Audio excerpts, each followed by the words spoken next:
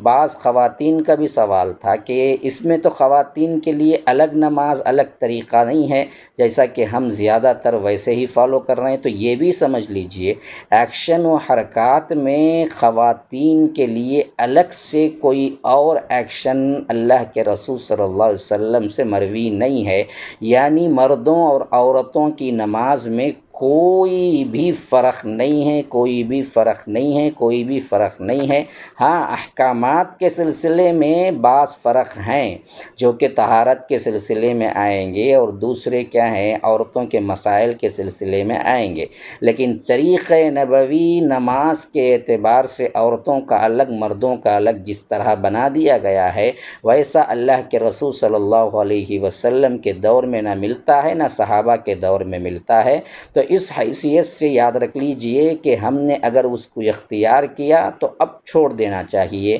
اب اللہ کے رسول صلی اللہ علیہ وسلم کا حکم جو ہے کہ جیسے میں پڑھتا ہوں ویسے ہی پڑھنا ہے، تو یہ صرف اور صرف مردوں کے لیے نہیں ہے بلکہ یہ عورتوں کے لیے بھی ہے، کیونکہ اللہ کے رسول صلی اللہ علیہ وسلم نے یہ نہیں فرمایا مردوں کے لیے تو میں نمونہ ہوں اور عورتوں کے لیے میں عائشہ کو کہتا ہوں کہ ان کی طریقے کی پیروی کرو یا ان کو دیکھ کر نماز پڑھو رضی اللہ عنہا۔ تو اللہ کے رسول نے ایسا نہیں کہا، تو صاف کہا کہ اللہ کے رسول صلی اللہ علیہ وسلم نے میں جو پڑھ رہا ہوں وہی دراصل آپ کے لیے نمونہ ہے۔